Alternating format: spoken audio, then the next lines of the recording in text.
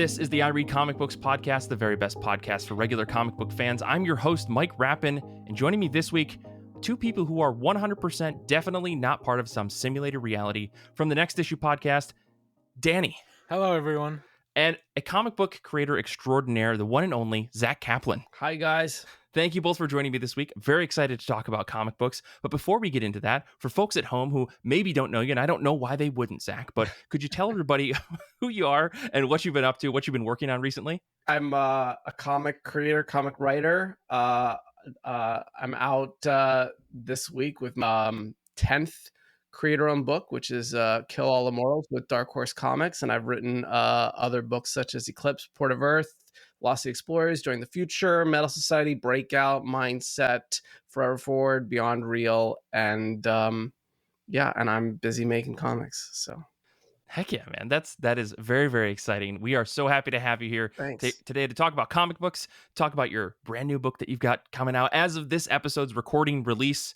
I'll spoil it for everybody. We're recording this in the past. That's just how these things work sometimes. But before we get into talk about that book, I think Danny and I have got a bunch of questions we want to ask you. Let's dive into talking about comic books. So I have to ask two legally mandated questions as we do every week here on I Read Comic Books, and that is, how have you been? How have comic books been? Let's start with you, Zack. Yeah, I'm good. I'm busy. How have comic books been? I don't know if I can answer. Yeah. I don't feel.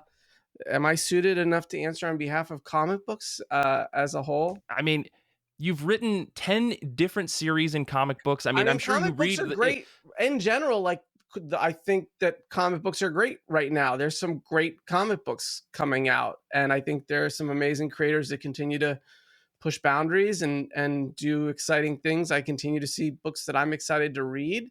So I think comic books are doing good as a book. Yeah. I love to hear it. I mean, you folks at home, you maybe can't see this, but behind us, Zack is a huge library of comic books. I love it.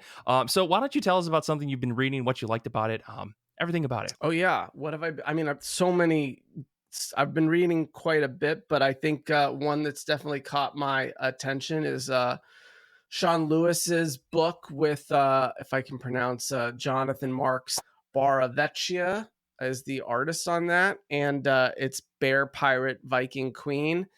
It is just such an incredible comic. It's just kind of oozing with style and substance, and just it's provocative, and it just kind of keeps you guessing, and then the artwork is just absolutely stunning. I'm really a big fan of just seeing artwork that kind of breaks barriers and kind of I mean, a lot of great comic art is a work of art, but I like things that are just a little, I don't know what the word is. I mean, this particular style is very painterly.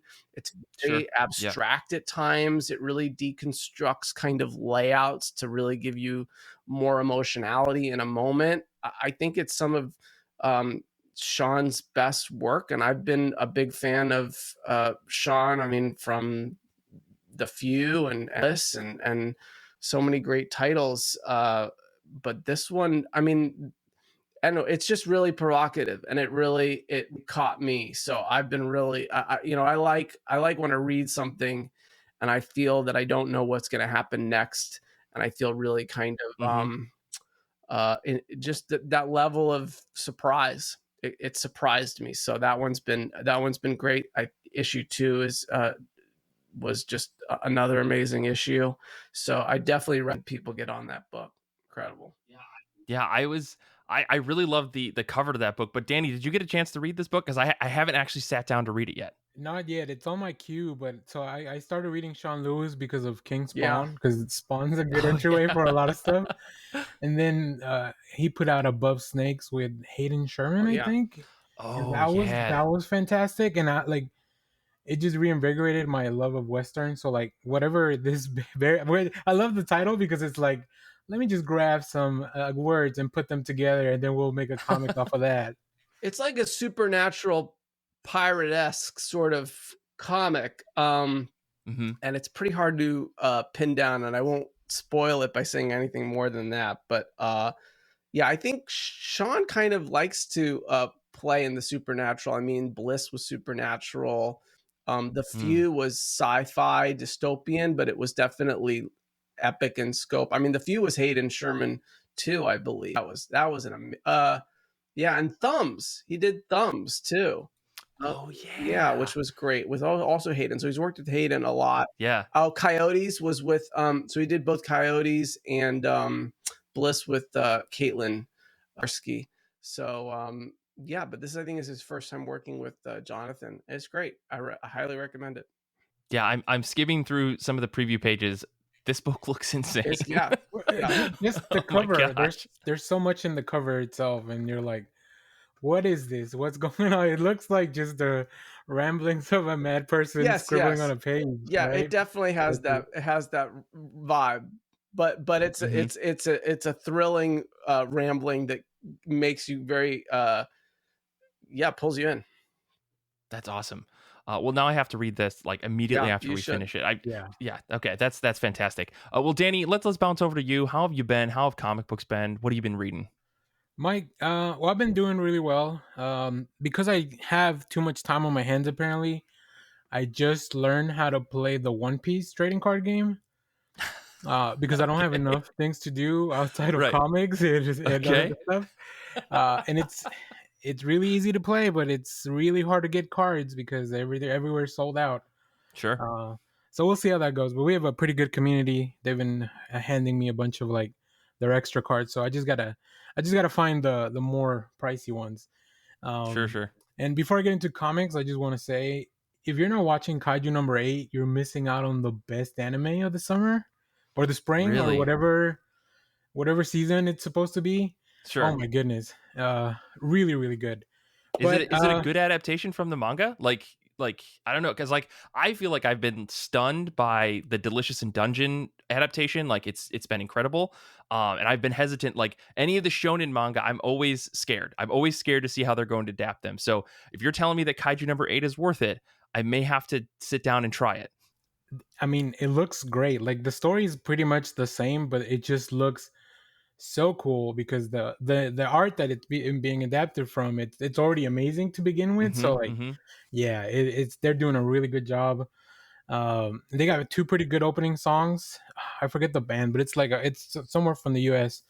So I'm sure you might even recognize when you hear the theme. But yeah, it's really good. So highly recommend that. Zach, you got to get on it. I don't know if you're a big anime fan, but Kaiju number 8, I got it.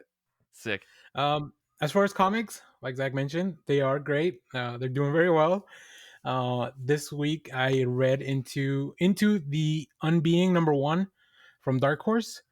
This is a comic written by Zach Thompson with art by Hayden Sherman, who we were just talking about. Letters by Jim Campbell. This is kind of a horror thriller about a group of scientists that are looking to keep the planet going after an environmental collapse, but they make a discovery that could prove to be more than they can handle.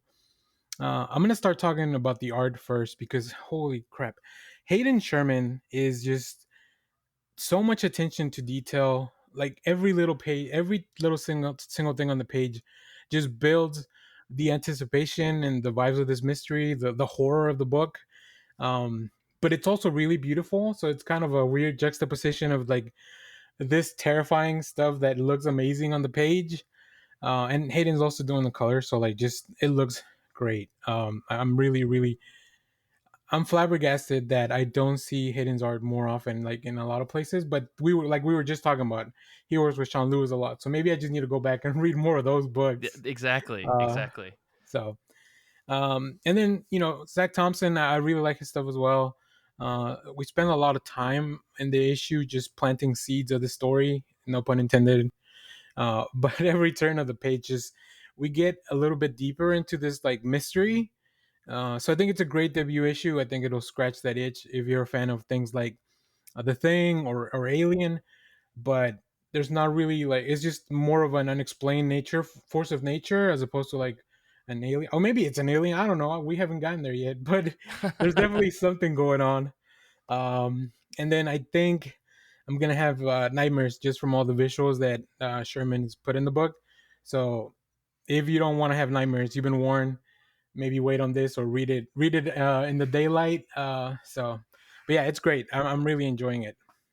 I read it as well. It is great. Yeah. I mean, anything that Zach Thompson does, I know is going to be a little gross, right? And like, I love that. So like the fact that he's working with Hayden Sherman, who I've loved like since Wasted Space, Mhm. like I'm very excited to actually sit down and dig into this. Like it's on my to read list. It's just I got to get through the other books, but maybe I'll bring this up a little bit higher because if you're saying it's gross and weird, I mean I'm all for that. That's my favorite And kind of stuff. and if you have questions about it, he did an AMA on the League of Comic Books. Like if you go to issue 1, he Oh, just started a thread on there, which I hadn't seen creators do before. Maybe they've done it before, and I was like, oh, this is cool because like sometimes I have questions or like I just want to let the creator know like this is cool, but we're all spread out through all of like social media and other places. So mm-hmm. I think that's a really fun place to do that. But Mike, how have you been? How are comic books on your end? Oh, it's been a wild week. I keep accidentally rebuying comic books that I don't think that I own. I do that. It's the worst. It's the worst problem in the entire world. There's a stack of books next to my door. Like I accidentally rebought Dan to Dan Volume 6. Somehow I bought a third copy of Ice Cream Man, the complete collection, Volume 2. I don't know how that happened. I think if I remember correctly, maybe one was damaged and I got a free copy and then I bought another. I don't know. I thought I didn't have it. And so I bought a copy from W. Maxwell Prince. And then I looked around my bookshelf and behind another book was the volume. And I like screamed because that's not a cheap book. But, You that haven't bought any happens. more copies of The Killing Joke, have you? No, no. Accidentally? No. Okay. For context, Zach, I've talked about in a previous episode how I accidentally own like 4 copies of The Killing Joke because all throughout college I kept thinking I was losing my copy, and then every move I would subsequently find it. Right? I feel like if you throw them all away and you wake up the next morning, they'll still be there, right? Like Yeah. it's like you're cursed with killing jokes. Yes. That is the scariest thing someone's ever said to me out loud. But otherwise things have been good. I did finally get a copy of a book that I'm going to talk about a little bit later, which I'm very excited about. But I went to the comic book shop, bought my very large pile of comics because I forgot that I ordered a bunch of things like Sex Criminals Omnibus came in, a couple of volumes of different manga series that I got, and on the shelf I happened to see a copy of The Ultimates #1, which was very excited to read. I didn't think that there would be copies left because I feel like the Ultimate Universe is very hot right now. But of course, I had to support my buddy, Dennis Camp, just because you come on the show once, you're a buddy of the show. So I had to support this book, mostly because I loved his 20th Century Men, which I just recently read a couple weeks ago. And so I wanted to see what he was going to do with the Ultimate Universe because of all the people that are attached to all the Ultimate books. His name seemed like the most interesting to me because didn't think that he would be writing an Avengers book. So very excited to pick that up. And so I sat down and read it. Art by Juan Frigeri, inks by Juan Frigeri, colors by Federico Blee, letters by VC's Travis Lanham. And I'm going to try to summarize this exactly using Marvel's summary that they have on their site because I don't know how else to put it in a more succinct way because it's a very complicated preamble to get to it. But the long and short of it is 6 months ago, Tony Stark sent Peter Parker a radioactive spider sent him back on the course to become Spider-Man. Since then, Iron Lad, Tony Stark, Captain America, Doom, Thor, and Lady Sif have begun to the same for other lost heroes, building a network of superpowered heroes hungry for change. Now they must band together to destroy the Maker's Council and restore freedom and free will to a world ruled from the shadows. I feel like even just reading that, it doesn't make any sense because you have to have read the Ultimates, the Ultimate series that Jonathan Hickman wrote, the 4-issue series that kind of preambled everything that's happened in the Ultimate Universe. But nonetheless, if you're not already all in on the Ultimate Universe, this issue should probably be fine for you to kind of just jump in, because even for me, who I think I've read everything, I was still a little confused to be like, okay, why is this all coming together? How is this happening? But nonetheless, it all makes sense by the end, and I freaking love this issue. The spins and twists that Dennis is taking on the characters that I knew and loved from the Ultimate Universe when it first came out, and seeing it now kind of brought back in this with this totally new context is really amazing. I really appreciated how scrappy this book felt. Like to see the Avengers as kind of like this underground network who really can't be doing what they want to be doing. It felt very new, Brian Michael Bendis, like New Avengers to me, and I really really like that. It reminded me a lot of the Young Avengers, especially the series. Or the art by Juan Frigeri reminded me a lot of like Jim Chung's art from the Young Avengers series that came out a long time ago. Like there's just this like youthfulness to the series that I really appreciated compared to the Ultimate Spider-Man #1, where there is like Peter Parker is older, and so like him becoming Spider-Man as like an aged adult is like this nice 180 to like all the expectations that you probably have for the Marvel universe. And that's why I fell in love with the Ultimates way back in the day, and that's why I'm falling in love with them again. I can't believe that I paid like $6 $7 for an issue #1, but I was very excited to read this issue, and I really really liked it. For Gary's art, especially his Doctor Doom, is spectacular, and like everything that Dennis and for Gary do in this series was just amazing. Like it's a very impressive #1. So if you're not already all bought in, like I would say try this one. And if you're not hooked, then you're not going to be hooked, because that's how this whole Ultimate line is probably going to run. Everything's going to be weird and out there, but I really really enjoy that. So Danny, I'm guessing you sat on this, you read this already. Yeah. So I will say, if anybody's kind of new to this, I would at least recommend reading the Ultimate Universe one shot. That really sets up everything. It's a good primer for the entire Ultimate Universe line if you missed out on the big event and all that. One thing that I thought was really interesting, so Jonathan Hickman set up the Children of the Vault in his X-Men run, and then Dennis Camp picked that up and had his own Children of the Vault series. So if you're going to tell me that we're going to have Dennis Camp following up on Jonathan Hickman's work from here on from Marvel, I'm all in.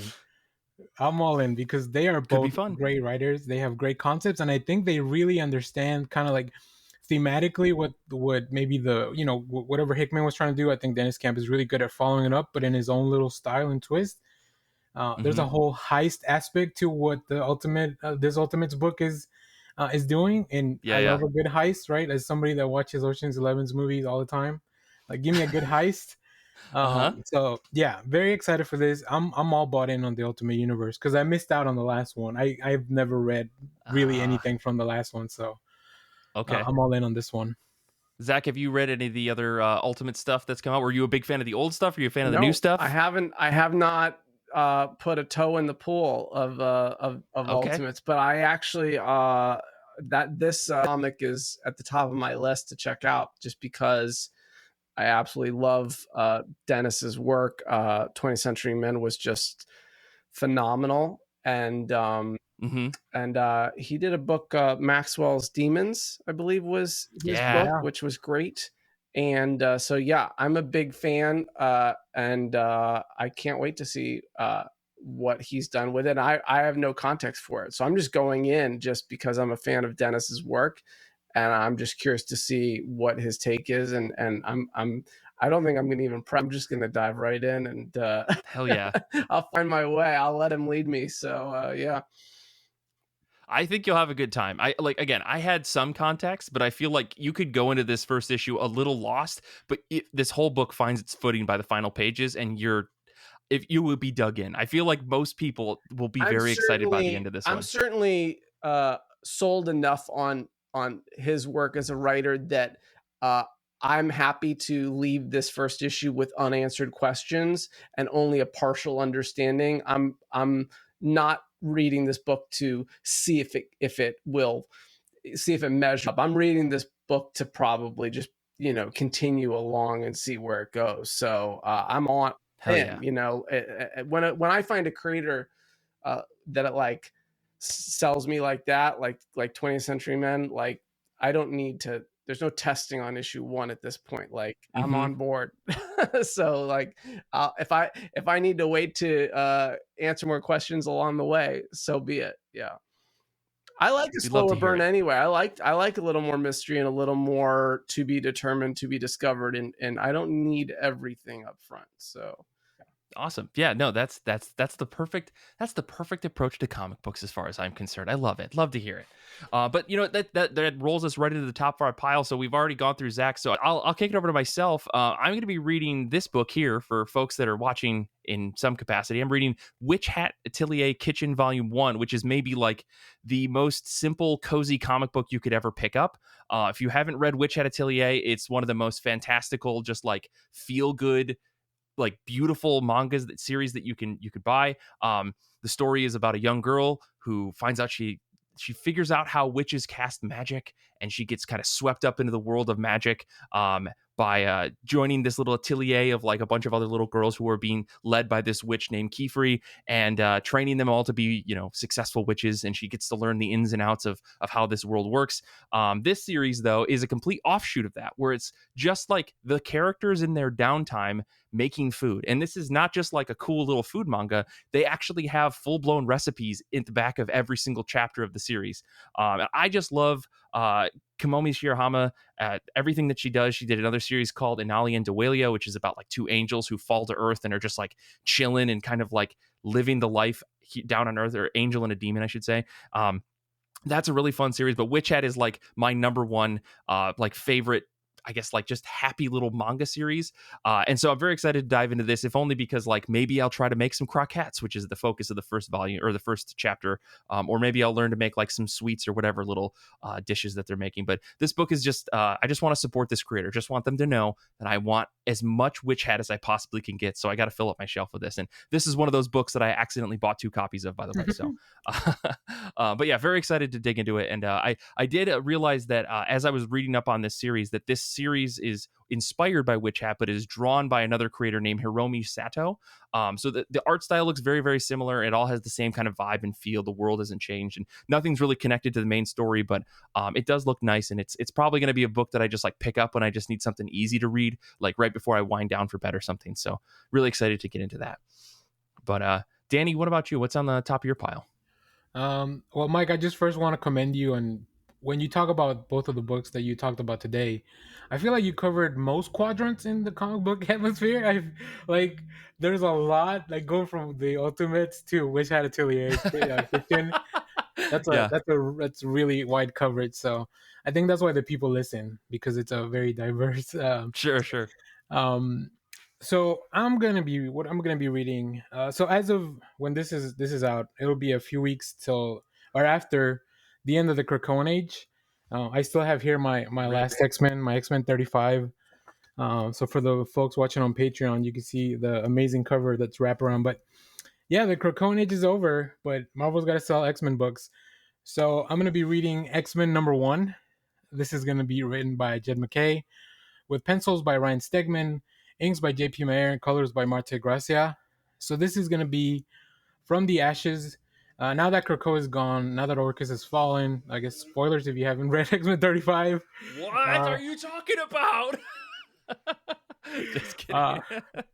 But of course, the X-Men remain as always. Cyclops leads because that's what he does. Beast builds because that's what he does. And then we have a lot of other X-Men showing up in this team, which I'm very excited for. So the team is going to be consistent of Cyclops, Beast, Magneto, wild curve there, Psylocke, Kid Omega, Temper, and Magic, and the Juggernaut too. Like, so it's a wild team. But I'm very excited for a few reasons. Let me just kind of go through that checklist. Jed MacKay's writing this. That I'm like, I was already in. If you hadn't told me anything else, I was already in. Ryan Stegman's drawing this. Once again, like sold, right? And then this team has Magic, Psylocke, and Quentin Quire, and the Juggernaut. Like, I don't know if they are hacking my text messages or my emails. Like, feels like it's custom made for me as an X-Men reader. So yeah, this is immediately an insta buy. So as much as I'm gonna miss the Krakoan Age, because I really, really enjoyed the last 5 years or so of X-Men, like I'm ready for a new chapter. Like I'm always down to try. Let's scratch the board. Let's start over. We need to get new readers back into comics anyway. So I think this is gonna be a fun new era of X-Men. You're killing me, Danny. Celebrating the death of the greatest thing that's ever happened to X-Men comics. I can't believe you. Can't believe you right now. You have to let me know. We keep the memory alive by celebrating I know. him. I guess. See, here's the thing. This is the only book of the newly announced series that I was even remotely interested in buying, or trying to keep up with. If only because of the same reasons that you listed, right? It's Jed McKay, it's Ryan Stegman, it's got magic, it's got, Quentin Quire. But I don't know. I might have to just wait. This is probably just going to be another Marvel Unlimited wait. I don't think that I can justify jumping back into X-Men again. They broke my heart one too many times at this point. You'll be at the shop when this is out and be like, "Oh, that's a cool cover. I guess I should check this out. If anything, just for the cover." Don't. They're gonna have 10 covers because they're gonna want to sell that 1 million copies, right? They're always trying to break that X-Men #1 record. Yeah. Zach, do you have any tie-ins to the X-Men? Any diehard love for that, or are you more of a DC person? I mean, I enjoy both a good DC or Marvel. I have interest in both, but I grew up on the X-Men. So I love X-Men. I love Wolverine and big fan of the X-Men. There've been so many different good runs. So I'm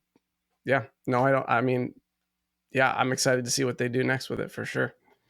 Yeah, definitely. Well, cool. I guess we can move on, and I guess we're here to talk to Zach, I guess, about comic books beyond just the comics that we've been reading. Zach, you've got this new book out called Kill All Immortals. I think it's out as of this episode's airing. You've got a couple other books kind of in the mix right now. I know Beyond Real, as of recording, I think will have just wrapped. That's and right. The trade's coming out later this year. And I think you've got one other book. Are we allowed to talk about the last book that's on the list? The Midnight Shadows. Yeah, that comes out this October. Okay. Yeah. Okay, cool. Yeah. I was doing a little bit of research before we jumped on today and last week, and I realized the Midnight is the band. Yes, the Midnight. The band, the Midnight, yes. So as much as I want to talk about Kill All Immortals, I'm genuinely curious, how did this book series go from the band The Midnight is putting out this album to you writing a comic book with two other artists that are depicting things? I've got a million questions about that, but how did you go from idea to you're working with The Midnight working on this book? Yeah, so for people who are listening to the podcast and don't know, The Midnight is one of the largest synthwave bands in the world. They have 1 million listeners or almost 1 million listeners on Spotify, and they tour all over the world. And just fantastic band. I happen to have been friends with the lead singer prior to the band even being formed. And then when the band formed, I was like, oh, damn, this is amazing. And so I became an instant fan. I listen to the music regularly. They're one of my top Spotify listens. I listen to them all the time when I'm writing. And so it just kind of happened that, I would continue to celebrate them and tell them how much I was enjoying what they were doing. And, they were, following my success in comics. And it just kind of went from do you guys ever want to do a comic book to yes, we do. And we were off to the races. And so, yeah, we came up with an idea that was not we didn't want to drop Tyler and Tim, the two kind of lead personalities of the band. We didn't drop them into some adventure. We wanted to do something that was more reflective, something that was an original story based on the music, based on the themes. And the music is very narratively driven. It's got a lot of storytelling to it. It's got a lot of really provocative themes about growing up and about nostalgia and about losing yourself in fantasy. And so it just, for me, felt like really fertile territory. And there's kind of a real great aesthetic already to the band, to their cover art, to kind of what they do. And so it was really a no-brainer. And, we came up together with this idea for a graphic novel and put together an amazing creative team. And the whole thing is going to come out as one experience this October. Yeah. With Dark Horse. Yeah. Yeah, no, that's I was looking through you sent Danny and I a copy of the first chapter of that, so Danny got to a little sneak preview of this series, and it looks it looks incredible. Like it's like immediately like synthwave is playing in my head, right? Just from sitting down and reading the comic book. Like all the vibes are there, all the aesthetics are there. Like I don't want to go like too detailed into it. Obviously, there's a book coming out way in the future.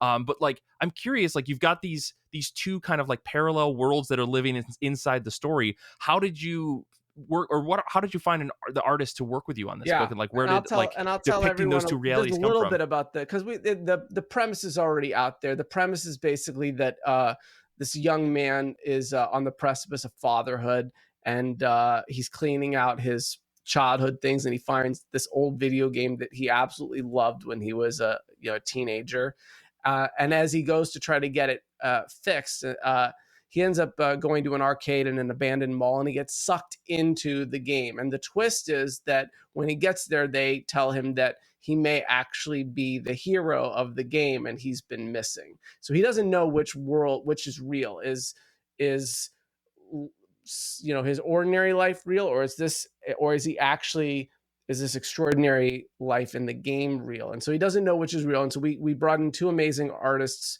to draw these different worlds to try to create a kind of duality between them both. And so Janoy Lindsay is an amazing artist who did Superboy over at DC, and he draws this kind of ordinary world, which is really heartfelt. And then Stephen Thompson is this amazing artist who's done Star Trek and a number of other great things, and he draws the extraordinary game world of the Midnight, where most of the story takes place. Extremely detailed, extremely kind of dark and dystopic and synthy. And Thiago Rocha does the colors across both, two very different coloring styles. But the whole kind of premise is taking like the midnight. It's midnight. It's between day and night. It's a moment in time where light and dark kind of are coinciding, between escaping into the fantasy of the night, but you're facing kind of what comes next. And so the whole premise is to kind of take this idea of existing in two realms and the duality of ourselves, and kind of play that out as much as we can. So we came up with this idea to have the two different artists in two different worlds, and explore all that kind of stuff. So yeah, well, the vibes are good, I'll say that. Yeah, it's fast cars, it's synthy fast cars, and video games, and malls and arcades and all this stuff from like 80s and 90s kind of synthy kind of culture, like very Tron, very kind of like that sort of vibe. Sure, yes. Once I realized that the Midnight was a synth band, I was like, oh, the aesthetic, like everything just kind of clicked in my head too. Like as I was reading it, I was like, oh my goodness. So it's really, I also really enjoyed the first chapter. So I like everybody involved. Like Janoy Lindsay's Superboy book is amazing. So like it was really interesting to see work that is not like alien or like out of this world. Like it's more subdued. Yeah. And then going into very character driven, very yeah. And I think very relatable too. Like they're these are just everyday problems that people are dealing with, and I think a lot of people would like escapism into like a fantasy world or a different world. Like that's very appealing, but like that's where the crux of it all is, right? Like where do you really want to go? So yeah, and really yeah, absolutely. And I mean, I think the world building is really, really great. The character work is really great. It's just totally a visual trip. I mean, it gets like they go into this amazing sci-fi city, and there's some amazing kind of action sequences. The great thing about it is it's like, if you're not familiar with the Midnight, you can definitely come into this story and enjoy it. It's an original story. It's a sci-fi action adventure. It's like Peter Pan and Cyberpunk Neverland. It was just like fun and just great. But if you are a fan of the Midnight, or of their work, this will absolutely blow your mind. I mean, it's steeped just kind of in tons of Easter eggs and tons of references to the music, and so it's going to be a real fun time to see all the possible connections. And our goal was not to create canon as much as to create this kind of reflective experience where you can go, wow, so many of these things from the music, now they're being interpreted in this one possible way over here. And just kind of, I think it feels music, and that was from me loving the music so much and knowing it so much that it was just, you know, easy to channel that kind of, it's like a hopeful, you're driving fast late at night, you're losing yourself kind of vibe, you know. I think, yeah. So hopefully the graphic novel will give people those kind of vibes. Yeah, I mean, I can't wait to see the playlist for this entire graphic novel where it's just all midnight songs from start to finish. And I'm sure there'll be lots of like, what I can't wait is to see all the fans like, these are the 10 midnight songs in the order you should listen to for the graphic novel. Like, what is the, like, you should definitely listen to this one and then this one. How does it all queue up? Music, I don't know. I'll let them all come up with the different right playlists to or bring in some other music that's not, but I feel like it'll be predominantly midnight. But it'll be fun to let the midnight fan community is just such a diehard group of music listeners. Like, they really just love the midnight so much, and they're very active, and the midnight does a lot of like other sort of experiences with them, so they're gonna have a trip with it. But I'm really excited just for, I think, anybody who likes my kind of sci-fi work. You know, it feels very me, but it's also, I think, something new for me, because, you know, from like mindset thriller to some other hard sci-fi stuff, this feels just a little more adventure-y and a little, not lighter, but just a little more escapist. So I'm excited for people to check it out. Totally. Yeah, a quick Google search resulted in me finding the Midnight Reddit and just seeing so many people hyped for this graphic novel. Like, oh yeah, the fans are ready. And I honestly, as a comic book fan, I'm not like a huge fan of them, and I've listened to a bunch of their music, but like not diehard, but still, like, I got it. As soon as I connected the dots in my head, I was like, oh, this fits. So very excited for everybody to check that out. It'll be out in October. We'll talk about it because I'm probably just going to review it on the show. But but you said you've got another book coming out as of today's recording. Yeah. Before we move on to Kill Immortals, I wanted to ask, Zach, did you have an arcade game that was like particularly the one you went to immediately? It just like, because there's like, you see a lot of games in you know in this book. So is there one that you were drawn to particularly? I mean, completely unrelated to the midnight and this sort of culture, I think the game that I would go to a lot was like Street Fighter 2 was the arcade game that I would always gravitate towards. That was a big one for me. But I do remember that phase. I mean, arcades have changed a lot, but I remember going to arcades in the 90s, and I mean, it was such a time capsule, like those malls and like food courts and the arcades. And yeah, I feel like it was like racing games. I can't remember what were the racing games. There were some really like Crazy Taxi was one of the big ones. Yeah. And there's like they weren't like Gran Turismo, but they were like the was it Gran Turismo? Maybe that came a little later. I can't tell. The games where you sit in the big bucket seat and you've got like the different gears and stuff like that. They were like almost F1 kind of racing like simulators. That was big. I feel like I mean, I went to Dave and Buster's with my son a month or so ago, and now they've got virtual reality, they've got like lasers, all sorts of like stuff. It wasn't that. It was, you know, it was something else. But it was still a trip. I still remember seeing, you know, Terminator and being like Terminator game and being like, oh my God, this is the most insane game. And back then it was probably just a shooter game, you know, but it was great. So cool.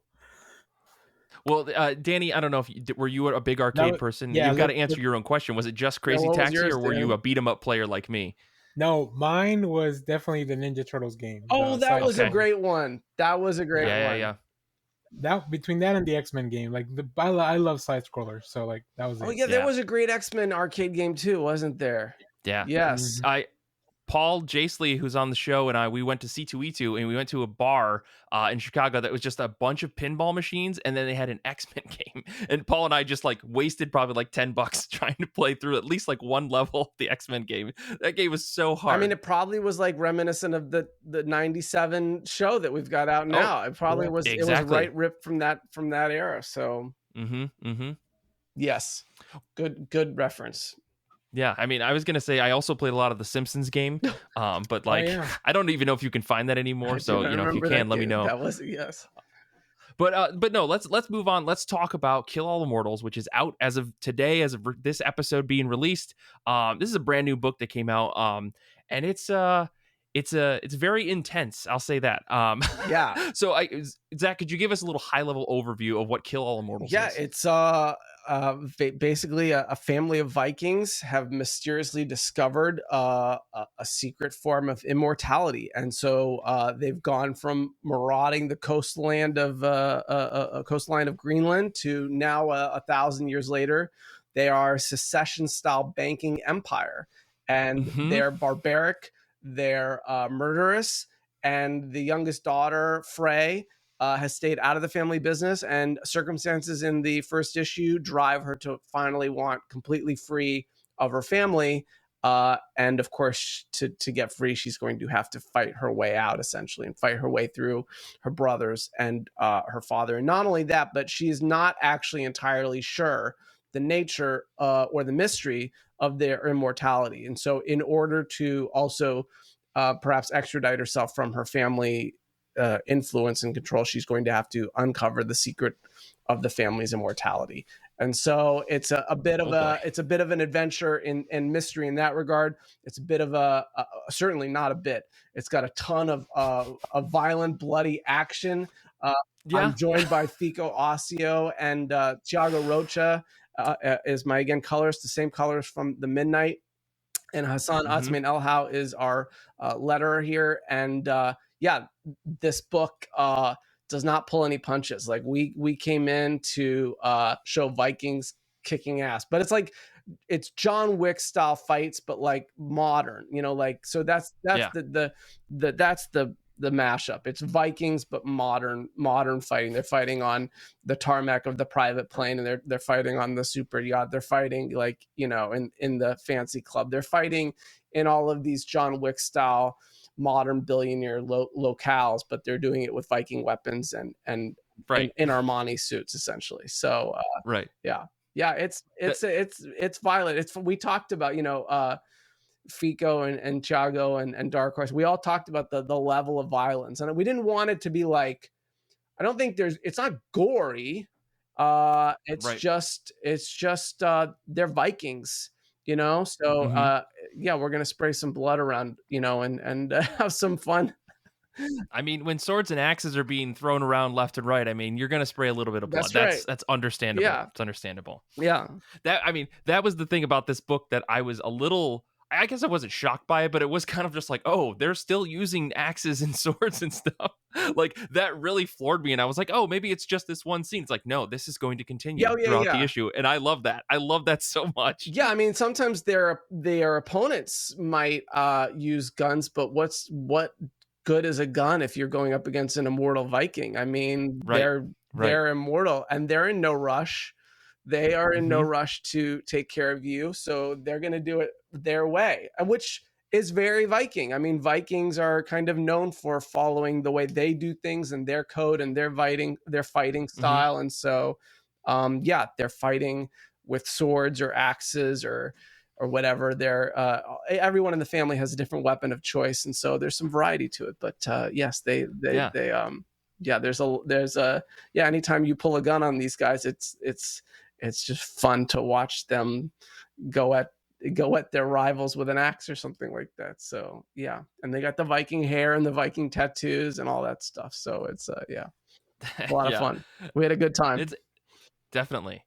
I mean, I saw Fico's name on this book and I was immediately sold, but I'm going to stop talking for a second. Danny, go ahead, ask a question before I scream. On that same note about this book, I wanted to ask, what was the thing that you kind of found appealing about the Norse mythology, like going in that direction as to make them Vikings? Because obviously there were so many cultures that you could have picked, right? And maybe there, I don't know, maybe this is something that could be explored in a later stories, that maybe there's more immortals or something. I don't know.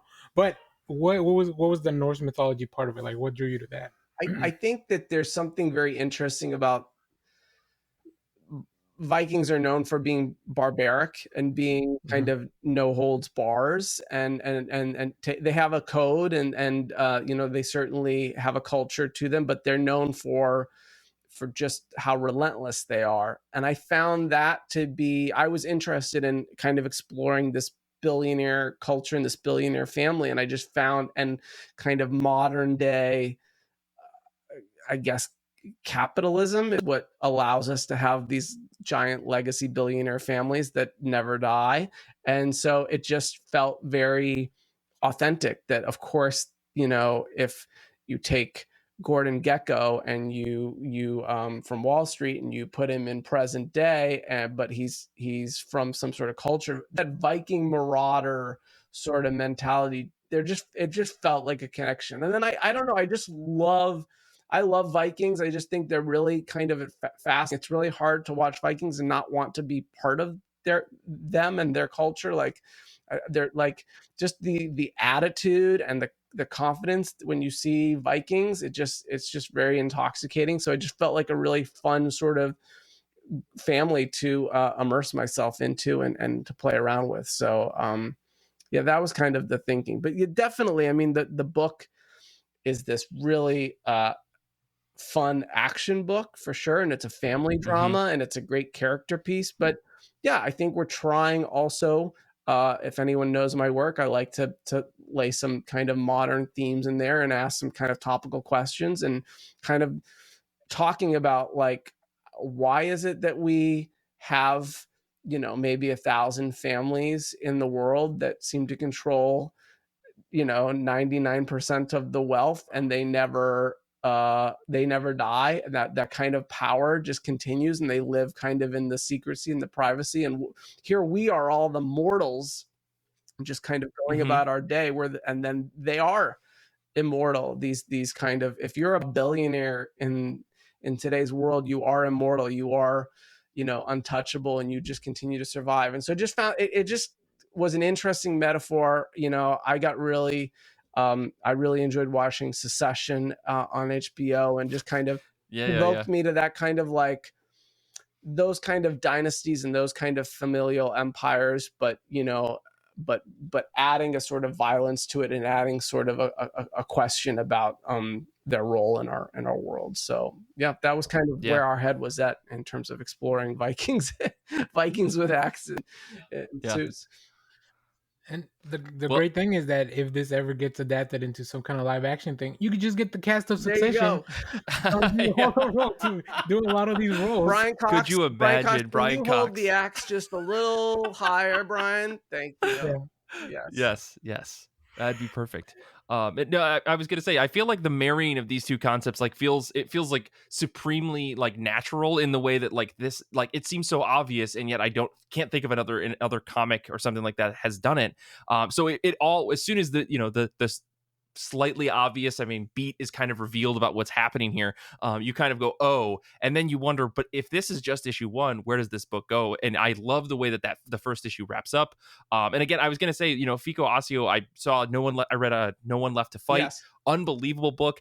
I love the extreme difference in the art style for this book compared to that one. Yes. Like, it's day and night, and I love that. Like, the range on this guy is super impressive. So how did you get connected with Fico? Mr. Miracle, and he does Action Comics with DC. So he's done a lot of DC stuff, a lot of different stuff. Yeah, I had actually read No One Left to Fight too, and it was just a balls to the wall book for sure. Really great storytelling, but it was really completely different style to this. But I actually saw Fico's Instagram, and he had just posted some like sketches and stuff, and I saw the range, and I was like, oh damn, like, this stuff here, like, No One Left to Fight is great, but this stuff right here, I have this idea, this is perfect. Like, I just could see the, like, the masculine grit and kind of and the very dynamic kind of action that he brings. Yeah. And he really understands how to like play with a layout in this form in terms of like creating some really fun action. So and then there's like these calm moments too, where great character work, great world building. So yeah, I had reached out and shared the idea with him. We had to actually talked for a while about working together, but nothing had ever lined up. And then I brought him this idea, and yeah, he loved it. He's a huge Viking fan himself. He has a world tree tattoo. So I was like, oh, well then we're right in the right lane there. And so yeah, we're off to the races. We were actually initially going to do the book with Jordi Belair. Some readers might be aware that there was a delay on the book, and then Jordi was not able to do the book with us. Things came up, and so that was when we teamed up with Thiago Rocha, who just is such an amazing partner with Fico's art. Like the coloring and the artwork together just are so good in this book. It's like noir at times and gritty at times, and it's just really an impressive visual display. I feel like the pages really sing and take you through it, and Hassan is lettering it. He's just amazing. Yeah, I mean, yeah, he's the best in the biz, right? I mean, the best in the biz. Yes. Yeah. No, you've got a killer team on this book. I mean, the book looks amazing. So everyone, go to your comic book shop and pick that up. But Danny, I know you had one last question. We could talk, I guess, to wrap up. Maybe we could talk a little bit about Beyond Real, which is wrapping up very, very soon as we're recording, or maybe just wrapped up, if I'm not mistaken. It might just have come out with issue 5 to our finale, which is like star-studded with Fabiana Mascolo and Jordi Belair, Jorge Corona, Matea Iacono on colors there. Liana Kangas is on this last issue. Luana Vecchio is on this last issue. And yeah, it's just an amazing finale. I'm so excited for readers to check it out.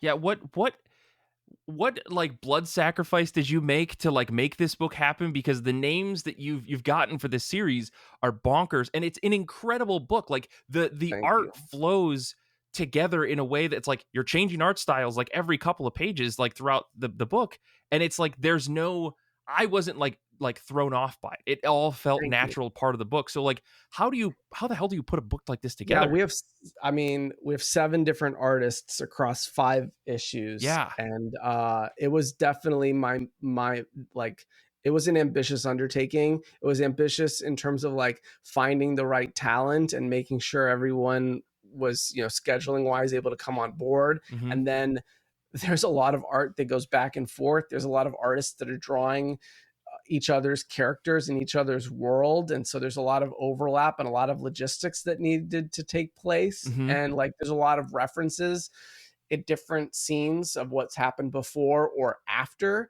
So yeah, there was a lot of like back and forth.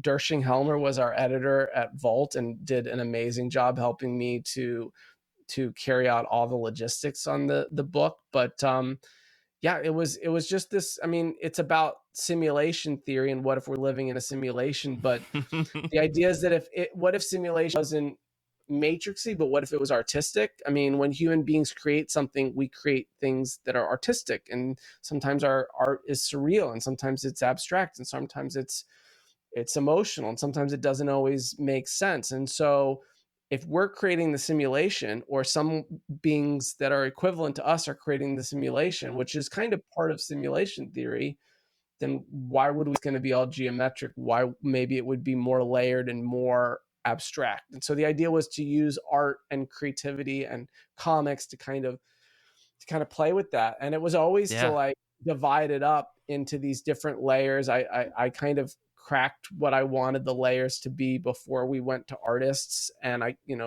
knew that I wanted it to weave not issue to issue, but based on narratively. So by the end, by the last couple of issues, we're seeing our protagonist kind of jump from layer to layer more frequently, which is fun because we get to see, on one page she's in one style, and then she and her friends are in a completely different style, in a completely different world, and it's a completely different experience. So yeah, I don't know what blood sacrifice I did. I don't know that I'll do it again. it was definitely an ambitious, it was a lot of work for sure, but I'm so proud of the book. I'm so proud of all the artists. I mean, there's just so many amazing artists, and every different page is just breathtaking. I can't wait for everyone not only to read issue 5, but then to go pick up the whole trade. I feel like the graphic novel will be just such a great immersive experience to see it all together. So yeah. So the book from the beginning, you planned it for multiple artists like this, like, and that was your goal. I did. That was my fault. Yeah, and I when I pitched Vault, I remember pitching Vault, and Vault was like, when we're talking it out, Vault was like, well, could it be just one artist per each issue? And I was like, no, it can't. We can kind of do that in the beginning, but no, we can't do that at the end. I need it to be, there's some parts that are short and some parts that are long and some parts that are different. And no, it's not like that. And could it be one artist? I was like, that draws different styles. I was like, no, it cannot be one artist. And finally, they were on board. Vault was on board. I mean, they were poking at it to see if there was, how did it have to be as logistically disastrous as I was trying to sell them on it? But it did have to be that way. And you made it work. You got it all the way to the end, right? They were like, all right, we're on board, and we did it, and I think it came out pretty amazing. So there's a few books that have tried to play with this kind of idea of different artists and different artists at different times, but I felt like the narrative engine of her going through different kind of worlds and layers essentially kind of worked pretty well to show off different art styles. So you did what Robert Kirkman could not manage to do with Image United. I'm so impressed. I won't say anything about that. Just kidding. Kidding, Robert. We love you. We love you.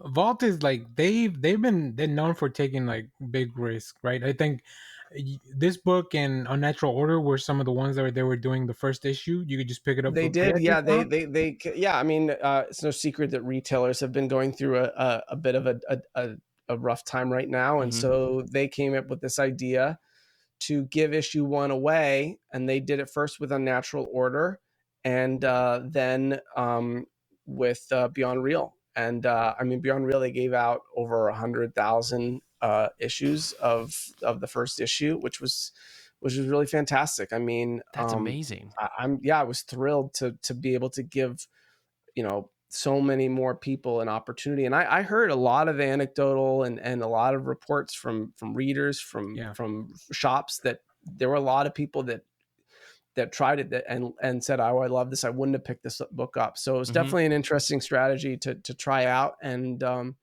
it's the whole book is a love letter to artists. It's about what it means to be creative. The main character is an artist herself, and she's, lost in her art. She's lost in her life. She's trying to find her way. A lot of the experiences that she goes through are metaphors for how we find ourselves as creatives and the challenges we face, whether it's overcoming self-doubt or selling out or all this kind of stuff. So it's nice to be able to share it with so many people.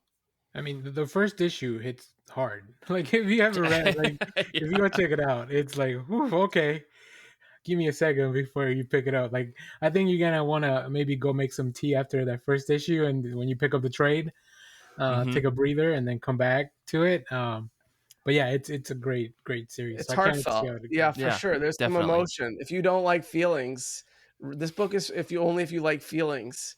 Right. Yeah. I mean, it's and it's interesting. I mean, like, I've done books like Port of Earth and Metal Society, which are real hard sci-fi and real hard, like, world building stuff. And so to do something like Beyond Real, which is a very kind of more personal first issue, like, really, like, it just some feelings going on and some emotion, and some character hurting and trying to make sense of things. and then we get to like this kind of sci-fi adventure hook at the end, and you know that it's going to go somewhere, so you can feel that propulsion. But a lot of time and energy spent on just being with this character and experiencing what she's experiencing.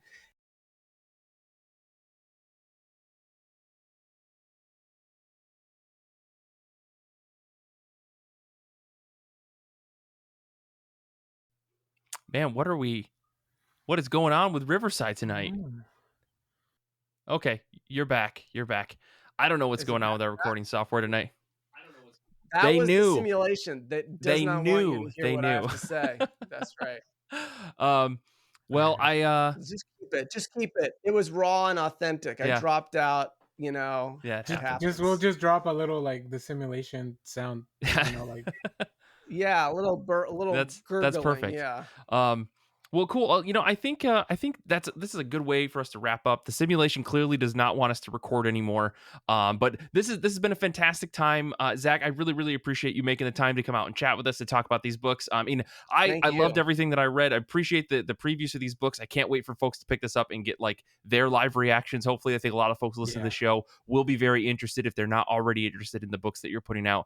Danny, do you have any final questions here for Zach before we wrap up?